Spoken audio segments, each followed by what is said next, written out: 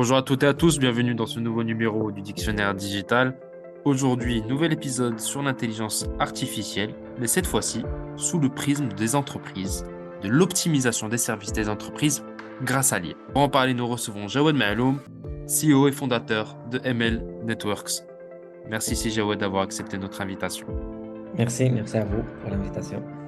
Alors, pour commencer, est-ce que vous pouvez nous exposer brièvement qu'est-ce que l'optimisation par intelligence artificielle? L'optimisation par l'IA fait référence à l'utilisation de techniques d'IA pour améliorer l'efficacité des process et des systèmes. Tout simplement, cela implique l'application de plusieurs algorithmes d'IA pour trouver de meilleures solutions à des problèmes assez complexes dans divers domaines. Très bien, donc est-ce qu'on peut parler un peu plus donc, de ces divers domaines et des différents exemples et use cases de cette optimisation? L'optimisation trouve son application dans plusieurs secteurs, à savoir la logistique, la planification, la conception et ainsi la prise de décision. Spécialement chez MN Networks, on travaille sur le secteur réseau et télécom. Nous offrons une plateforme qui exploite l'intelligence artificielle pour optimiser, planifier l'infrastructure des clients, tout en offrant une meilleure qualité de service et en optimisant les coûts opérationnels. Et cela introduit plusieurs parties, à savoir la prévision de la demande, la maintenance préventive ainsi que la détection de fraude. D'accord, alors vous avez dit comme quoi il y a une amélioration des services.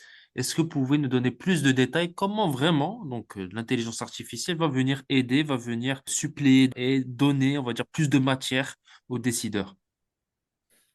Oui, c'est une bonne question. En fait, l'IA, il implique plusieurs algorithmes, à savoir l'analyse d'un volume assez important de la data qui permet de prédire le futur, de prédire les tendances dans le futur. Et ça donne un décisionnel qui est assez accurate, assez précis pour que soit l'optimisation, que soit l'organisation de l'entreprise sur différentes business units. Je donne l'exemple de la prise de décision chez les opérateurs mobiles. La question qui se pose chez les dirigeants, c'est où investir et les placements des placements des stations de base, le placement de la capacité dans le réseau. Donc, l'IA, il nous permet en se basant sur plusieurs paramètres, il y a beaucoup de paramètres techniques, mais je vais faciliter le process qui vont permettre aux dirigeants, qui vont permettre aux opérateurs de savoir où investir dans le bon timing, à savoir la capacité, à savoir les investissements des actifs, à savoir la planification des ressources. Donc, plusieurs use cases qui rentrent tous dans l'optimisation des actifs et l'optimisation du coût pour l'opérateur. Finalement, comment se passe la mise en place? C'est-à-dire, est-ce que cela nécessite vraiment une infrastructure technologique avancée? Est-ce que c'est quelque chose qui est finalement maîtrisable et utilisable de façon assez simple? Pour la mise en place et l'intégration chez les clients, tout dépend de la maturité de l'infrastructure des clients. Certes, qu'il y aura besoin d'un minimum de prérequis à mettre en place par le client, à savoir l'infrastructure, à savoir même les compétences techniques pour la mise en place de la solution, ainsi que la culture, bien sûr, de l'innovation pour mettre en place des solutions assez innovantes au sein de l'écosystème de la société. D'accord. Alors, vous avez exposé, on va dire, tous les bienfaits de cette optimisation, mais concrètement, quel est finalement l'impact économique dans une société? Quels sont finalement ce qui ressort en termes financiers, hein? Donc, est-ce qu'on gagne de l'argent grâce à cette optimisation? Sûrement, c'est la finalité de l'IA. Pour mettre en place l'IA et pour tirer profit de l'IA, c'est l'optimisation en termes de temps, c'est-à-dire le time to market. On optimise le temps de traitement, un processus ou bien un système dans la façon de faire traditionnelle qui prend 3 jours, 4 jours, 5 jours avec l'IA, on peut réduire le temps de traitement à quelques minutes, à quelques heures. Deuxièmement, le coût. Euh, la façon traditionnelle, par exemple, il va prévoir, je sais pas, 2 millions, 3 millions pour un tel exercice d'investissement. Avec l'IA, on peut même réduire ce taux d'investissement.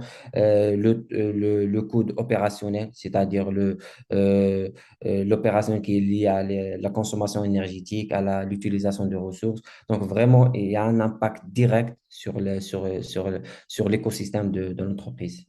C'est ce qui est sûr et qui a été même confirmé dans des use cases réels.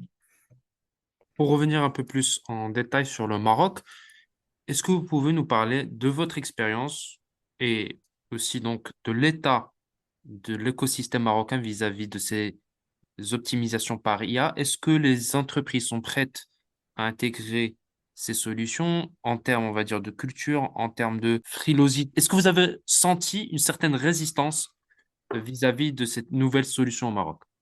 En fait, c'est une très bonne question. En fait, au Maroc, l'intégration de l'IA, il est encore à ses débuts. On n'est pas encore mature dans l'application et l'injection de l'IA dans l'écosystème des sociétés.